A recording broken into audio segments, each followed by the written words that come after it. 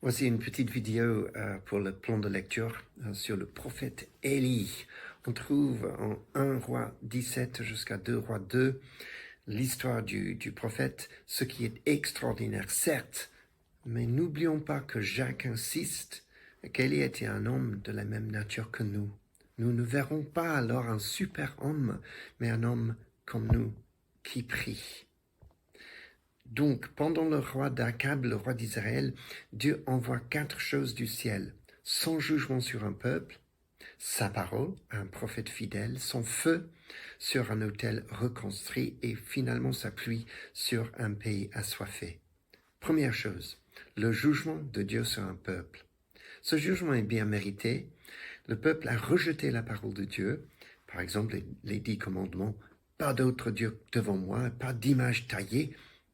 Le roi Akab a épousé Jézabel, une adoratrice de Baal, et Dieu envoie la sécheresse qui mène à la famine et à la mort. Et en France, aujourd'hui, on a également rejeté, il me semble, la parole de Dieu, préférant l'adoration des Baals, de l'argent, du sexe, du pouvoir, du plaisir. Et il y a une sécheresse spirituelle qui mène à la famine morale et finalement à la destruction humaine. La deuxième chose qui vient du ciel, c'est sa parole à un prophète fidèle. Pendant 3 ans, sans pluie, Élie n'est plus sous le feu de la rampe. Il se cache d'abord près du torrent de Kérit, et ensuite il loge chez une veuve et son fils Sarepta. Mais Dieu est avec lui, et Dieu pourvoit à ses besoins. Et après 3 ans, vient l'ordre de Dieu et une promesse. Va te présenter à Akab, et je ferai tomber la pluie sur le pays. De même, il me semble, l'église Fireplace est largement inconnue dans la ville, mais Dieu est avec nous. Et nous avons les eaux du torrent du Saint-Esprit, nous avons le pain de la parole de Dieu. Et la parole de Dieu vient, va te présenter à Paris. C'est le temps pour être sur la scène et non dans les coulisses. Élie affronte directement alors l'impie Akab et les prophètes de Baal.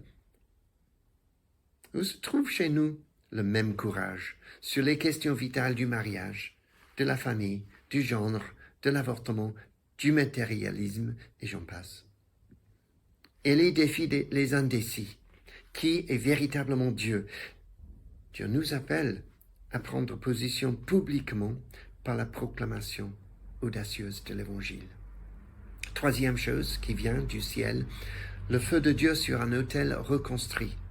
Élie repart l'autel du Seigneur qui est en ruine. C'est ce que nous cherchons à faire, n'est-ce pas? La restauration de l'Église, une Église glorieuse. Et Élie prie que Dieu révèle sa gloire et qu'il change le cœur du peuple. Et c'est un modèle pour notre prière, non? Et là, le feu tombe sur l'autel. Et voyant ça, le peuple se prosterne et le peuple s'écrie, « Le Seigneur, il est Dieu ». Donc nous prions que les gens voient le feu dans l'Église et disent, « Dieu est vraiment au milieu de vous ». Et le feu pour nous, c'est le feu de l'esprit, le feu de la pureté, le feu de la passion, le feu de la puissance. Et la dernière chose qui vient du ciel, sa pluie sur un pays assoiffé. D'abord le feu sur l'autel, et puis la pluie sur le pays. D'abord le feu sur l'Église peut-être, ensuite la pluie sur la nation. Élie prie pour la pluie que Dieu lui a promise. Et il persévère dans la prière jusqu'à finalement un petit nuage se lève au-dessus de l'horizon. Les effets de la pluie sur le pays, alors l'herbe morte verdoie, donc de la mort à la vie. Donc nous pouvons imaginer les effets de la pluie spirituelle, de la miséricorde et de la grâce. En voyant après le feu de la Pentecôte est venu la pluie du réveil, de l'évangélisation, de la conviction du péché, de l'implantation des églises. Donc qu'en est-il de notre persévérance dans la prière pour la pluie?